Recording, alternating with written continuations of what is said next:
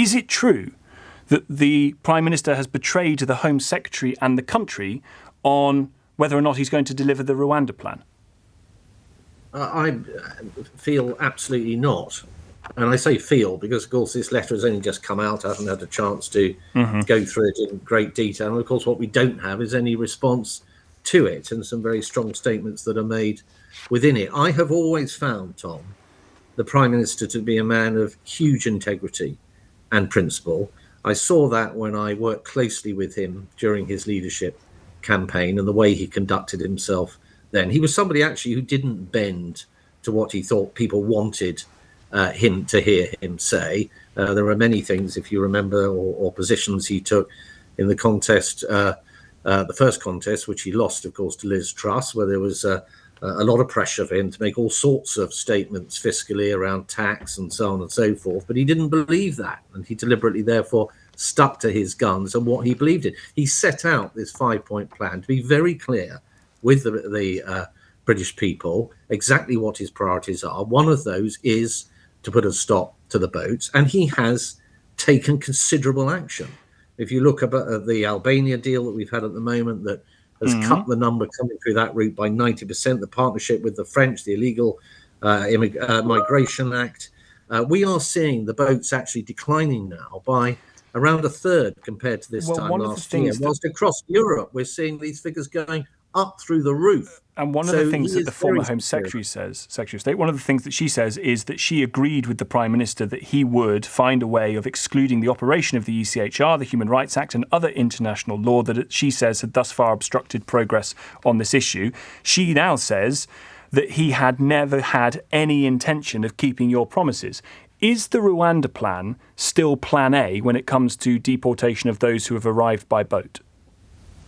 There are a number of things that, quite rightly, the government is doing to clamp down on this dreadful situation where we have thousands of people coming across the short Dover Straits, many of them losing their lives. And at the heart of it is to smash those gangs, to take away the incentive that makes that route work.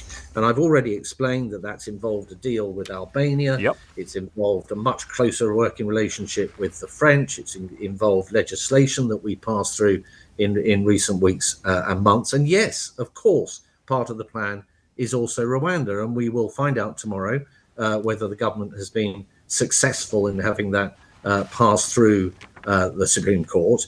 And then we will move forward accordingly. But as I say, we are already getting results. We're already a third down on the numbers. Now, that wasn't the case last year or the year before. The numbers were constantly rising. That's not the case across Europe. We are seeing many European countries with huge increases in the level of illegal migration. In this country, we are going in the other direction. And that's down to the leadership that Rishi Sunak has shown. It seems that the Home Secretary, well, at least the former Home Secretary, says that she got an agreement from the Prime Minister that the European Court of Human Rights would be left if it meant that it couldn't be reformed sufficiently to allow Rwanda to happen.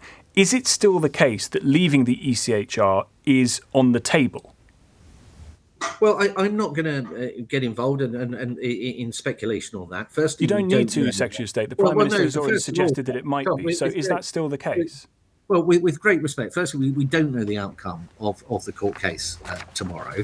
And secondly, I'm not privy to all the inner workings of the discussions between the Prime Minister and Home Secretary and others on that specific issue. I've got a huge job running. No, you do, and I do want to come on to that. But neither am I, Secretary of State. Hang on a sec. Well, sorry, neither am I. But I know that that Number 10 and the Prime Minister have said that all options are on the table.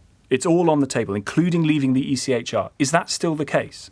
What I know is that this Prime Minister, a man of great integrity and principle, has made it very clear to the British people that it is an absolute top priority of his to stop the boats and stop this terrible, terrible gang-led business that's fueling illegal migration into our country. That he has therefore taken through the House of Commons legislation that means that people can be turned back, turned away to a safe third country and so on very quickly, and that the Albania deal has been put in, and that the partnership working with the French has been improved. And as a consequence of that action, we've already seen the numbers decline by a third at a time, as I say, when across the rest of Europe, those numbers are going up in some countries absolutely astronomically.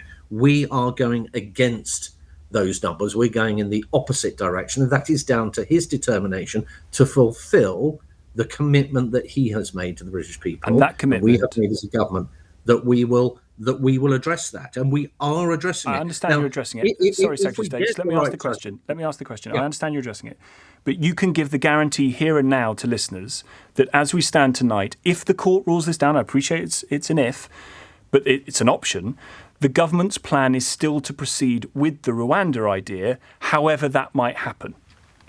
Well, I'm not going to get into the hypotheticals of what happens if the court decides one thing or another. All I am saying is that if the question is about the integrity and the determination that the Prime Minister, the Cabinet and the government has to bear down on these numbers of illegal crossings, it is absolute and 100%. And indeed, judge us by the results. Right. We have seen a 1/3 reduction already. It's the first year that this has happened. And you compare that to what's happening in other European countries, we are having significant results. But we're not going to stop there. My hope is that a Rwanda judgment will go our way. And in the event that it does, I suspect, just as with the Albania deal, where we saw numbers drop by over 90%, almost overnight, we will have a very powerful step forward to make even further progress than we've made to date. So it is still plan A. If the answer is yes or no from the court, Rwanda is plan A. Well, you can call these things plan A, B, C, whatever you like. The fact of the matter is it was promised to people. Absolutely determined to bear down on these numbers. We are getting those numbers down. We are bucking the trend compared to elsewhere. And we're doing it because we have what typical of this Prime Minister actually is he brings huge rigor and analysis and common sense to the approaches that he takes. He's looked at this very closely. He's come up with a variety of different approaches, which I've talked you through, and others, incidentally, which are causing the results that we're seeing. And they're very positive results. They're moving in the right direction, and they're bucking the trend compared to other countries elsewhere. Very finally on this, it could be a one-word answer if you like. Was Suella Braverman a good Home Secretary? Well, I'm not going to get into judging fellow cabinet ministers Which is not anymore way at all. But what I am going to say, and what I think people, and it's a shame in a way, actually, Tom, we haven't had a chance to talk about what I came on to. I do want to ask because you about that. not everybody is sort of completely wound up and obsessed with these kind of things that go on in Westminster. There are millions of your viewers out there. Well, the Prime Minister being called a liar by someone who was in his team is quite a big deal, no?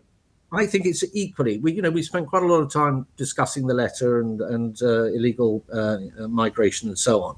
What we've seen today is a record number of people in employment, in payroll employment, 400,000 more people having the benefit of a job compared to a year ago. That's 4 million up on 2010 when we first came to office as a Conservative-led government. We've seen economic activity drop by 300,000 since its peak in the pandemic. Inflation down at near record levels. Unemployment down at near record levels. Long-term unemployment has dropped by 10% over the last year, and real wages increasing. Yes. And these are things that matter to people Absolutely in their day-to-day right. life. Well, and that's why, as a government, my department, the Treasury and others are continuing to work so hard on making sure that we get the economy in the right place so that people can be better off and have a better standard of living.